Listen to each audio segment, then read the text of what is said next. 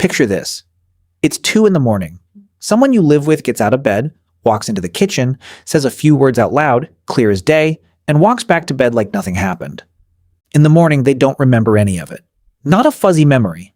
Not a feeling that something happened. Nothing. As far as their mind is concerned, that hour never existed. Maybe you've seen this in someone you love, muttering a full sentence to somebody who isn't there, or wandering into a room they can't explain the next day. Maybe you've even been the one everyone tells stories about. The one who apparently made a snack, held a conversation, walked the length of the hallway, with zero memory of any of it. So here's the real question. If the body was up, walking, talking, who was actually there to do it? Here's the uncomfortable answer. Nobody was. Not in the way you think of yourself as existing. And once you understand why, you will never look at sleep the same way again. Think about the last time you drove somewhere familiar. Work, home, your parents' house, and arrived with almost no memory of the actual drive. You did not run a red light. You made every turn. But if somebody asked you to describe the trip, you would have nothing to give them. That is not a coincidence. That is the same system at work. Your brain, it turns out, does not need you awake and paying attention to do things it already knows how to do. Walking, talking, holding a conversation. These are old, deeply rehearsed programs your body can run without ever asking permission from the part of you that actually experiences things and remembers them. Normally, those two jobs run together. You're aware while you act, so the act gets written down somewhere you can find it later. But there is one stage of sleep where that partnership can fall apart. Not dreaming sleep. Not the stage where your eyes dart around behind closed lids. The other one. The deep, heavy, blank stage that comes before any of that. In that stage, the part of your brain in charge of movement can flicker back on by itself without waking the part in charge of watching, without waking the part in charge of remembering. So your legs get up. Your mouth starts forming words. And the you that should be sitting behind your own eyes, taking it all in, stays exactly where it was. Asleep. Offline. Not filming.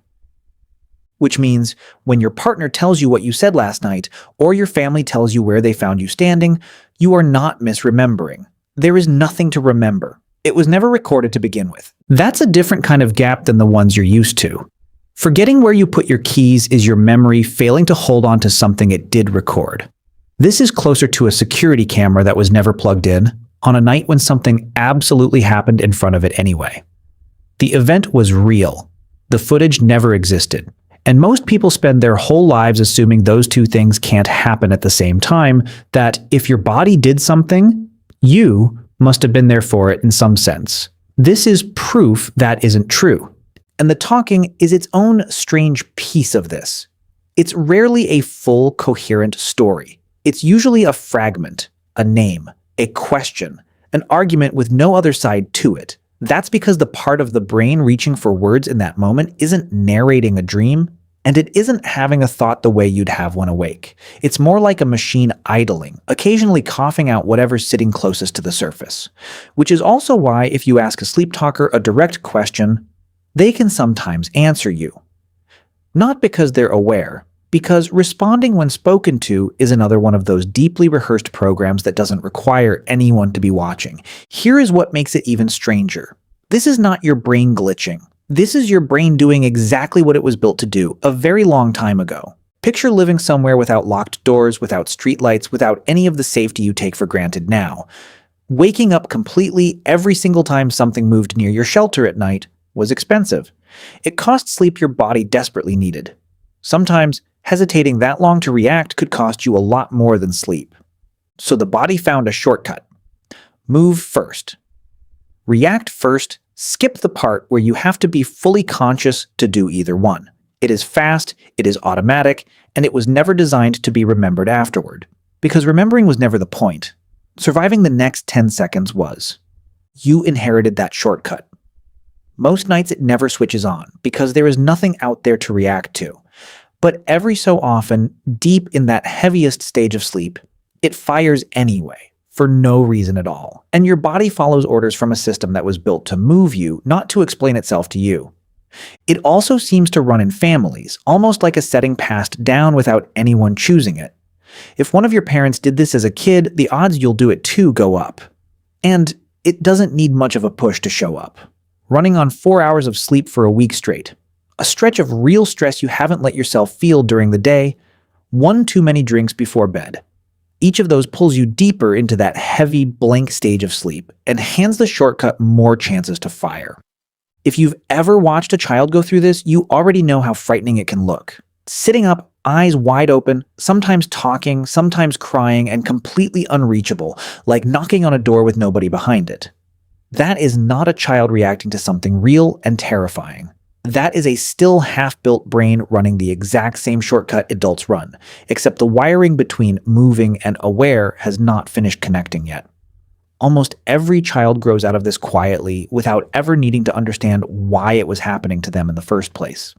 And if you're ever the one standing beside someone in the middle of an episode, the old advice about never waking a sleepwalker is not quite true. You will not hurt them by waking them up. You will just get a few seconds of confusion while the rest of their brain scrambles to catch up with what their body has already been doing without them. Your only real job is keeping them safe until it does, steering them gently away from stairs, away from doors, away from anything sharp, and letting the two halves of them find their way back to each other on their own.